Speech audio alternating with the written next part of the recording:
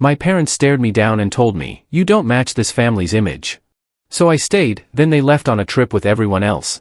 So I went and sold the house.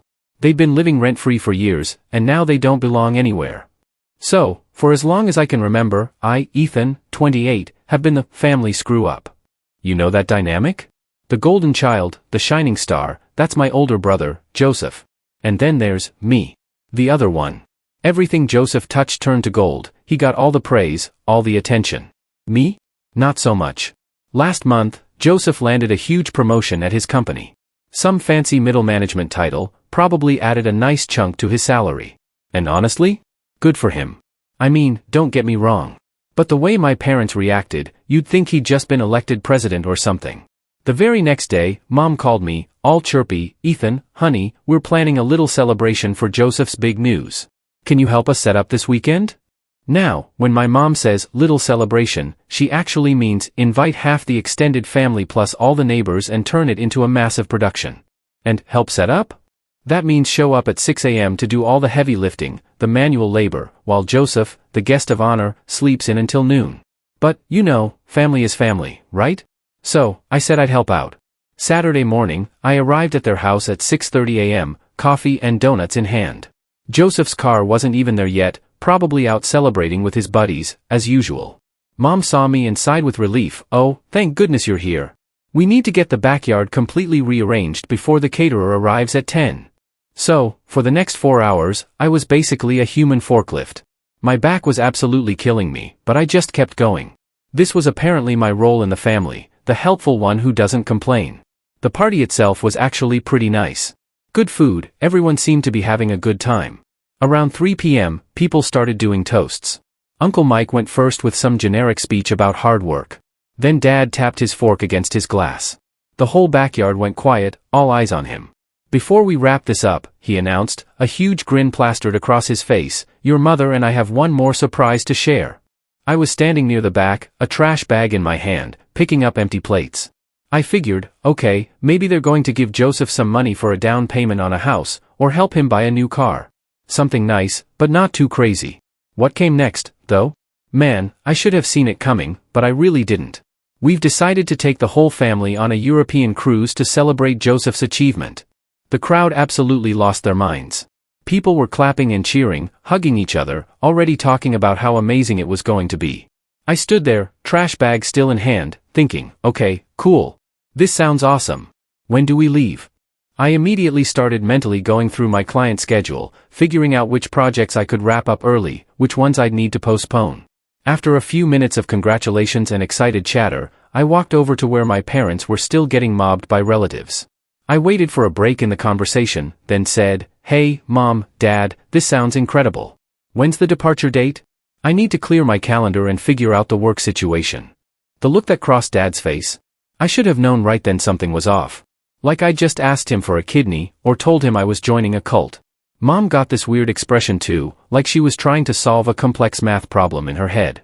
"Oh, Ethan," Dad said, and I could tell his entire tone had changed. That's when I knew. Before he even finished talking, I knew exactly what was about to happen. But I asked anyway, because what else do you do in that situation? "What do you mean?" "Oh, Ethan." The backyard hadn't gone completely quiet, but it definitely felt like people were starting to pay attention to our conversation. My cousin Casey was standing nearby, and I saw her take a step closer, like she could sense the drama brewing. "Well, honey," Mom jumped in, trying to sound gentle, but somehow making it even worse, "we just didn't think you'd really want to come on something like this." "Why wouldn't I want to go on a family vacation?" I asked, genuinely confused, but also feeling a pit growing in my stomach. Dad cleared his throat. "Honestly, Ethan, you've never really fit in with the rest of us anyway. This trip is for family members we're actually proud to be seen with." I swear, every conversation in that backyard stopped dead. So there I am, standing in the middle of this party, with a trash bag in my hand. And my dad, in front of like 30 people, just told me I'm not the kind of family member they're proud to be seen with. The silence was so thick you could cut it with a knife. I could feel everyone staring at me, waiting to see how I'd react. My cousin Casey looked like she wanted to punch somebody. A few of the older relatives were suddenly finding their shoes really, really interesting. But you know what? I didn't lose it. I didn't start yelling, didn't throw the trash bag at his head, didn't storm off dramatically. I just stood there, nodding, like he'd just told me the weather forecast. Right, I said. Mom jumped in real quick, trying to do damage control. What your father means, sweetie, is that someone needs to stay behind and keep an eye on things here. You know, water the plants, get the mail, make sure everything's secure. Dad, apparently not done destroying me yet, added, plus, this cruise is going to be very social. Lots of networking opportunities, meeting new people, formal dinners. That's just not really your scene, you know. Joseph finally spoke up, but not to defend me or anything. Yeah, man, it's gonna be pretty intense. Like 12-hour days sometimes with all the excursions and stuff. Might be better if you just chill here. I wanted to ask what exactly made them think I couldn't handle meeting new people or eating dinner in a nice restaurant, but honestly, what was the point? They'd already made it painfully clear how they saw me. The worst part was listening to other people start to agree with them. Aunt Linda nodded and said, Ethan's always been more of a homebody anyway. Uncle Mike chimed in with, yeah, someone responsible should definitely watch the house. But I just kept nodding and saying, yeah, totally, because what else was I going to do? Have a meltdown in front of the whole family? Give them even more reasons to see me as the unstable one? Casey walked over and stood next to me. This is really messed up, she whispered. It's fine, I told her, even though it obviously wasn't. The party kept going, but the energy was completely different, at least for me. Everyone else seemed to move on pretty quickly, going back to congratulating Joseph and asking excited questions about the cruise. Joseph was showing people pictures of the ship, Mom was already making packing lists. Meanwhile, I'm emptying ashtrays and folding up chairs like the hired help. Casey wasn't going either, but that was because she had a legitimate reason. Me? I was just not good enough, I guess. I excused myself and went inside to use the bathroom. Really, I just needed a minute to process everything. Stood in front of the mirror, trying to figure out how I felt. Angry? Yeah, definitely angry. But also, weirdly relieved. Like, finally, they just said out loud what I'd suspected for years, I didn't really belong with them. Driving home to my apartment, I kept replaying Dad's words, family members we're actually proud to be seen with. That one, I knew, was going to stick with me for a while. But here's the thing. They didn't know. And this is where the story gets really interesting. That house they just partied in, the one they wanted me to house sit while they went on their family bonding cruise? Yeah, that's actually my house. See, my grandparents bought a modest house in 1987. After my dad lost his job in 2009, my parents moved in with them temporarily, which ended up becoming permanent. Grandpa died suddenly 5 years ago, and Grandma passed 6 months later. And Grandpa? He left the house to me. My parents were shocked, but here's the thing, they were already living there. Had been for years. All their stuff was there. They'd made it their home. It seemed cruel to just kick them out, especially right after losing both grandparents. So, I made a deal with myself. I'd keep the house in my name, but let them stay. They were family, right? And maybe having that security would help repair our relationship somehow. Looking back now? That might have been the dumbest thing I ever did. For 5 years, I paid all the taxes and maintenance while they lived there rent-free. My parents never offered to help with any of it. Not once. They acted like they were doing me a favor by living there and taking care of the place. Meanwhile, I'm still renting my tiny apartment, building my business slowly, basically living paycheck to paycheck, while maintaining a house I don't even live in. Casey would bring it up sometimes. This is ridiculous, Ethan. You're subsidizing their entire living situation while they treat you like garbage. It's not that bad, I'd say, even though deep down I knew she was right. The really twisted part was how they talked about the house. Always our house this and our neighborhood that. They'd complain about property values or talk about renovations they wanted to do, but never actually do anything about it, because hey, someone else was footing the bill. Last year, when I was doing my taxes, I calculated how much I'd spent on that house since inheriting it. Between property taxes, insurance, and maintenance, it was over $35,000. $35,000, keeping my parents comfortable while they told everyone I was the family failure. The lawyer had given me all the original paperwork, which I kept in a filing cabinet in my apartment. But I never seriously considered doing anything about it until that party. See, there's something about being told you're not good enough to vacation with your own family that really puts things in perspective. Suddenly, all those years of paying for their housing while they treated me like a disappointment started to feel pretty ridiculous. The morning after the party, I was sitting in my apartment, drinking coffee and thinking about their cruise plans. 2 weeks in Europe probably cost them 15 grand easy. Money they had because they weren't paying rent or property taxes or home repairs. That's when I pulled out the filing cabinet and started looking through all the house paperwork again. The deed was crystal clear. Ethan Morrison, sole owner. The insurance policy had my name on it, property tax bills addressed to me. For 5 years, I'd been the legal owner of that house while living like a broke college student in a one-bedroom apartment, supporting their lifestyle while they planned family vacations I wasn't invited to. I called Casey around noon. Hypothetically, I said, what would happen if I wanted to sell Grandpa's house? Hypothetically, she replied, you'd become about $200,000 richer based on current market values in that neighborhood. Why? Just curious, I said. I looked around my cramped apartment. Kitchen barely big enough for one person. No dining room, windows that faced a brick wall. Meanwhile, my parents were living in a 3-bedroom house with a big backyard and 2-car garage. About a lot of things, I told her. We talked for about an hour. Casey had always been the one person in my family who saw the situation clearly. She knew about the house ownership, had been there when the will was read, but she also knew I was too nice for my own good. Casey was quiet for a while. Then she finally spoke. She said she believed Grandpa left me the house for a reason, that he saw the way my parents treated me and wanted to make sure I had something that was truly mine. I shrugged it off at first, gave her a half-hearted maybe, but she wasn't having it. According to her, Grandpa used to complain about how unappreciative my parents were. He said I was the only one who ever visited just to spend time with him, not because I wanted anything. That hit harder than I expected.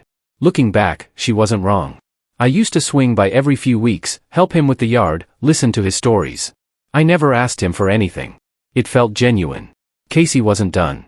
She said, Grandpa once mentioned that he hoped giving you the house would help you learn to stand up for yourself. That maybe owning something real would give you the push you needed to grow a spine. I didn't respond right away. I just sat there, staring at the property deed on the coffee table, my name printed across the top like it meant something. Then she asked the question that would shift everything. So, what are you going to do about it? I didn't have an answer yet, but the ideas were definitely starting to come together. The next 2 weeks before their departure were pretty much torture. Every family group text was about cruise preparations. Every phone call included updates about shore excursions and dinner reservations.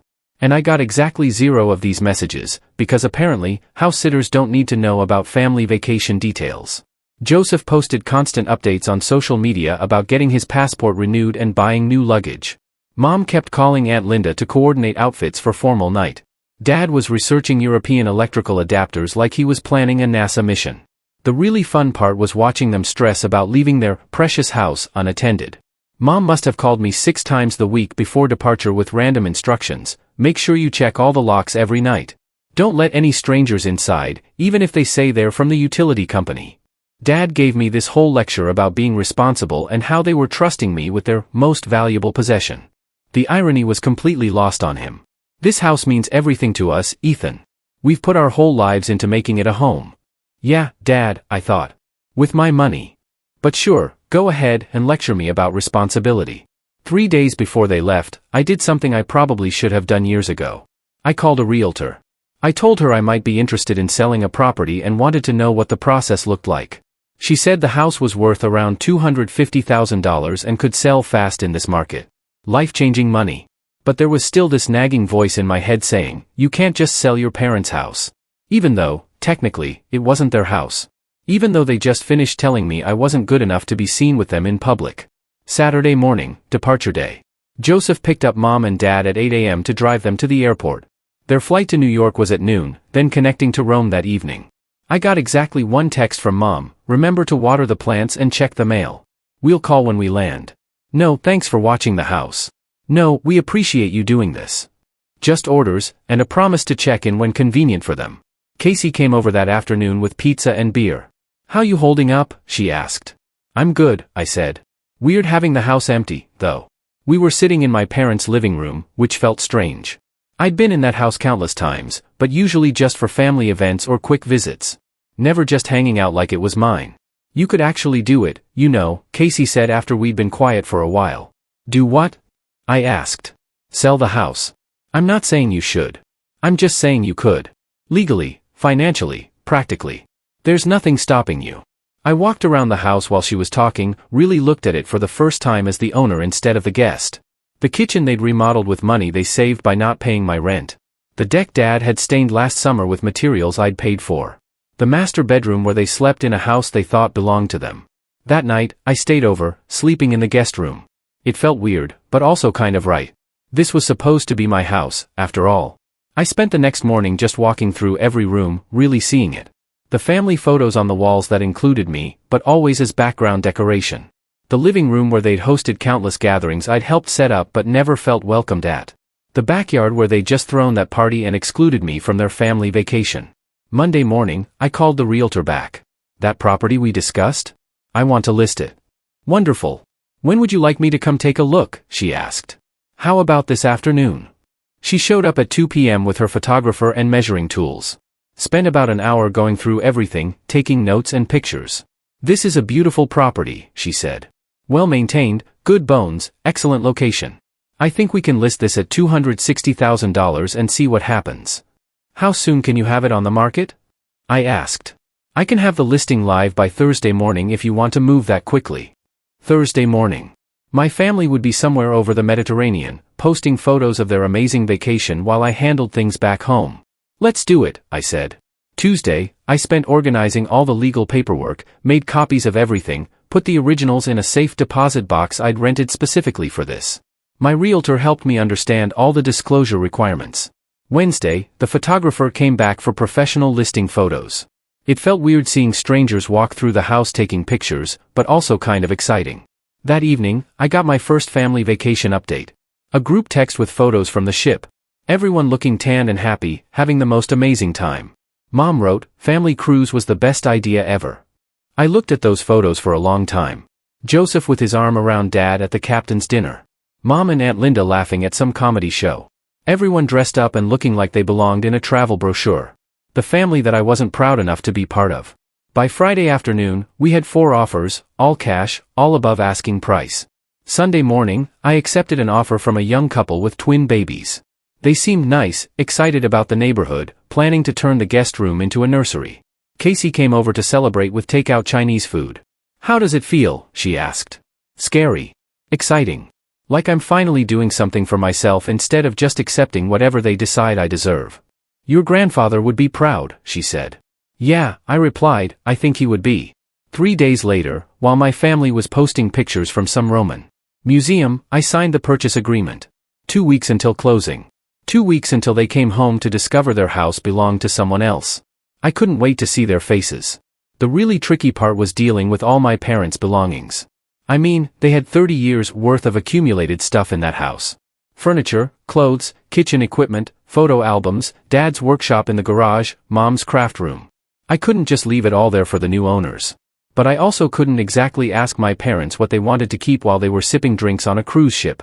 So, I hired a moving company. Told them it was a family relocation situation and I needed everything packed up professionally and put into storage. Cost me about $2,800, but honestly, it was worth it not to have to go through all their personal stuff myself.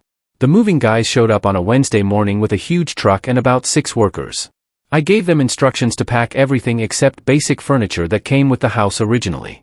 Keep family photos, personal items, anything that looked sentimental or valuable. It was surreal watching strangers wrap up my parents' entire life. Mom's collection of ceramic angels that she'd been building for 20 years. Dad's vintage beer mug collection that he displayed in the den. The china cabinet with dishes they only used for holidays. One of the movers asked me where I wanted them to put a box of photo albums. Storage unit, I said. Everything goes to storage. He looked at me, you sure you don't want to keep any of this stuff? I looked at the photo albums. Probably hundreds of family pictures in there. Vacations, birthdays, graduations, Christmas mornings. Memories of a family that had just told me I wasn't good enough to vacation with them. Nah, I'm good, I told him. The whole packing process took about 8 hours. By evening, the house was basically empty except for the appliances and basic furniture. It looked completely different without all their personal touches. Bigger, somehow, but also kind of sad. I spent that night in the empty house one last time, ordered pizza, and ate it sitting on the kitchen floor since all the dining room furniture was gone. Tried to imagine what it would have been like growing up here, feeling like I actually belonged. The storage unit I rented was one of those big climate-controlled ones across town. I paid for 6 months up front and kept the only key. Figured that was generous enough, considering they were getting free storage for household items from a house they didn't even own. My parents' flight was supposed to land Wednesday evening, so the timing was cutting it close, but doable. That morning, I woke up feeling weird. Not nervous, exactly, but like I was about to cross some line I couldn't uncross. Once those papers were signed, that was it. No going back. Casey texted me around 10 a.m. "Today's the day. You ready for this?" "As ready as I'll ever be," I replied. "Want me to come to the closing for moral support?" she asked. "Nah, I got this, but thanks." The closing was at some lawyer's office downtown. Really fancy place with marble floors and dark wood paneling. Made me feel like I was doing something important and official. When we got to the financial section, I almost choked. After realtor fees, closing costs, and various taxes, the net proceeds came to $247,800. More money than I'd ever seen in my life. "How would you like to receive the funds?" the lawyer asked. "Wire transfer to my checking account. I guess we can do that," I replied. "It'll be processed today and should show up in your account by tomorrow morning." After everyone else left, I sat in my car outside the lawyer's office for like 20 minutes, just processing what had just happened. I'd sold my family's house. My grandfather's house. The house I'd inherited and maintained for 5 years while being treated like a disappointment. It was done. No more property taxes, no more maintenance costs, no more subsidizing my parents' lifestyle while they excluded me from family activities. My phone buzzed with a notification from my banking app. Large deposit pending, $247,800. $250,000, from a house my grandfather left me because he wanted me to have security and stability. I drove to the storage unit to drop off the key and access information. Left it in an envelope with a note, "Your belongings are in Unit 247B. Paid through January. Code is 0925. Same as Joseph's promotion date, since that seemed important to everyone. Then I went home to my apartment and waited. Wednesday evening, I got a group text from Joseph. "Landed. Amazing trip. Can't wait to tell everyone about it. Heading home now." I turned off my phone and went to bed early. Tomorrow was going to be interesting. Thursday morning, I woke up to 17 missed calls and about 30 text messages. It was time for the homecoming. The first call came in around 6:30 p.m. Wednesday, probably right when they pulled into the driveway and saw unfamiliar cars parked there. Then a rapid-fire series of calls and texts. As the situation escalated, Joseph's messages started confused, "Dude, there are people in the house." Then worried, "Ethan, call me back. Something's wrong." Then angry, "What the hell is happening? Answer your phone." Mom's texts were all panic mode, "Ethan, please call immediately. There's been some mistake. These people say they own our house now. I don't understand what's happening." Dad's voicemails got progressively more furious. Started with demanding explanations, moved into accusations about how I must have screwed something up. Ended with threats about what would happen when he figured out how to fix this mess. The best part was reading between the lines and imagining the scene. Picture this, they roll up to their house after 2 weeks of luxury cruise dining and European sightseeing, probably talking about what a great time they had bonding as a family. Dad's got a tan. Mom picked up some Italian leather purse. Joseph's already planning his next vacation. Then they see Mark's Honda Civic in the driveway where Dad's truck should be parked. Maybe some kids' toys on the front lawn, different curtains in the windows. I bet Dad's first instinct was to march up and demand these trespassers explain themselves. Can you imagine Mark answering the door, probably holding one of his twin babies, confused about why these people think they live in his house? The police got called at some point Wednesday night. I could tell, because one of Dad's later voicemails mentioned talking to officers who confirmed the sale was legal, but couldn't explain how it happened. By Thursday morning, the tone of the messages had shifted. Less confusion, more pure rage. They'd clearly figured out that I was involved somehow, even if they didn't understand the full scope yet. I let them stew for most of the morning while I handled some business stuff. Around noon, I finally called Dad back. He answered before the first ring finished. "Ethan, what the hell is going on? There are strangers living in our house." "Hey, Dad," I said, my voice calm. "How was the cruise?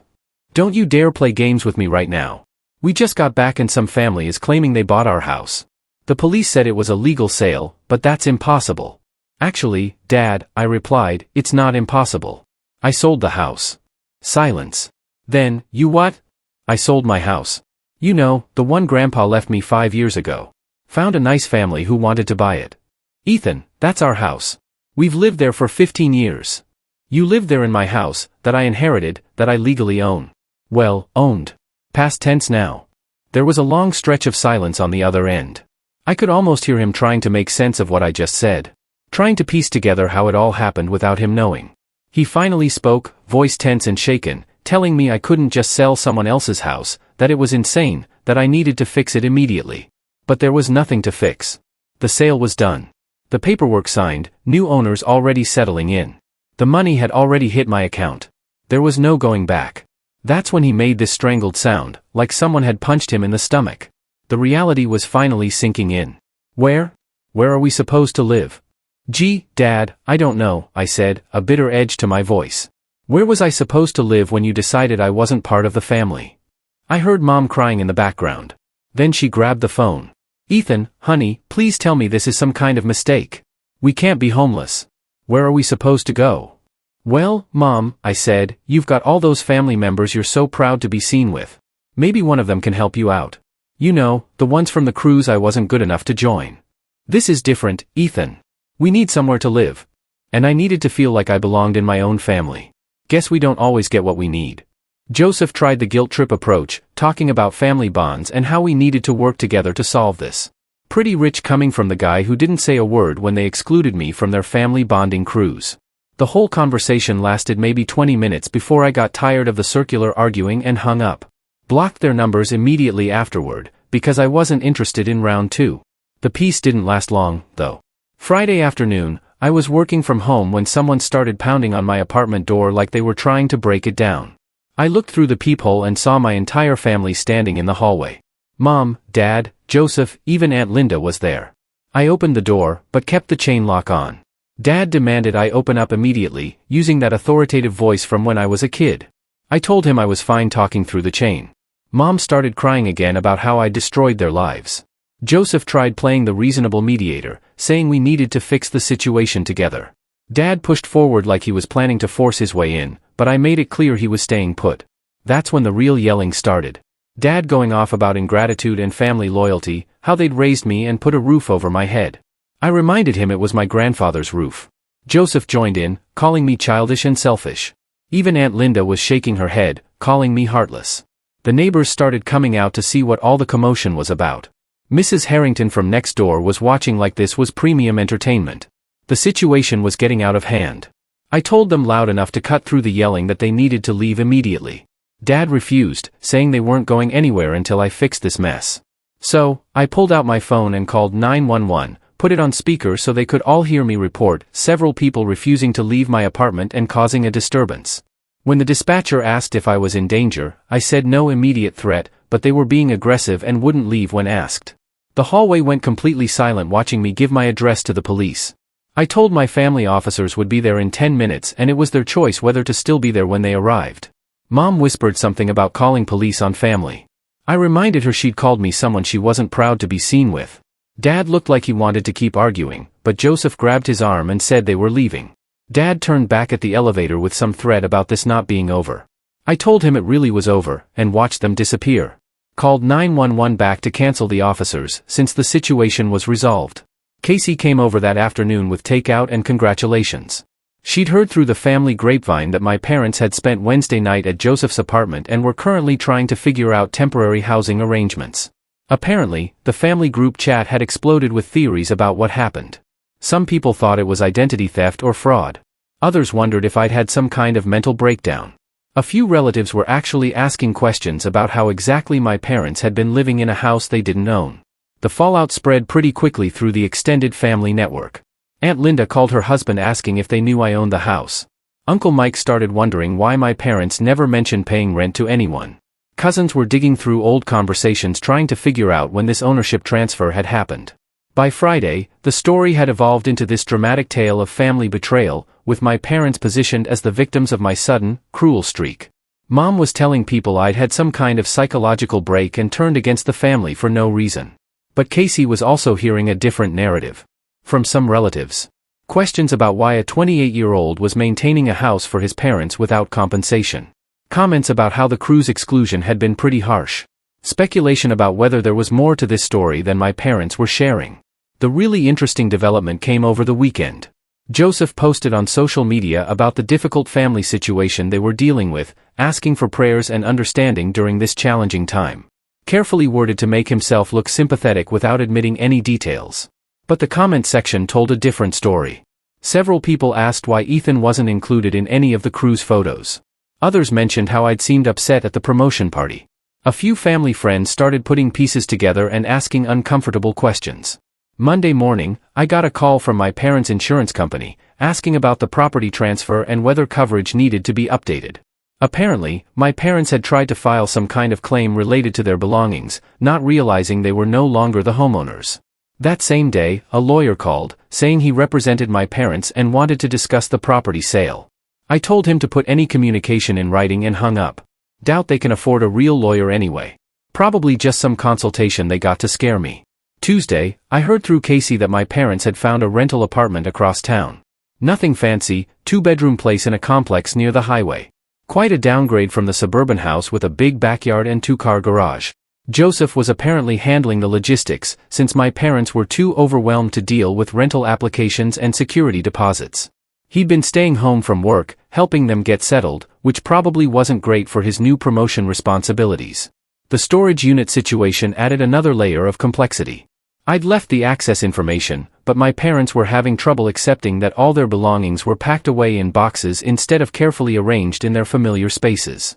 Mom kept calling the storage facility, asking questions about temperature control and security cameras. Dad wanted to know if they could install additional locks or upgrade to a bigger unit. They were treating it like permanent housing instead of temporary storage for items from a house they no longer owned. By the end of that first week, the reality was setting in for everyone. This wasn't some misunderstanding that could be resolved with phone calls and family meetings. The house was sold.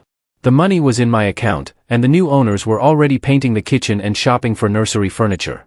My parents had gone from homeowners with 30 years of equity to renters starting over with whatever savings they had left after their European vacation. Joseph was stressed about supporting them financially while maintaining his own apartment. The extended family was divided between supporting my parents and questioning why the situation had developed in the first place. And me? I was apartment hunting in better neighborhoods, researching business expansion opportunities, and sleeping better than I had in years. Turns out there's something incredibly liberating about finally standing up for yourself after decades of being treated like the family disappointment. Who knew that refusing to be useful could feel so satisfying? So, I want to hear from you. Have you ever been pushed to your breaking point by family? What would you have done in my situation? Let me know in the comments below. I really want to hear your thoughts.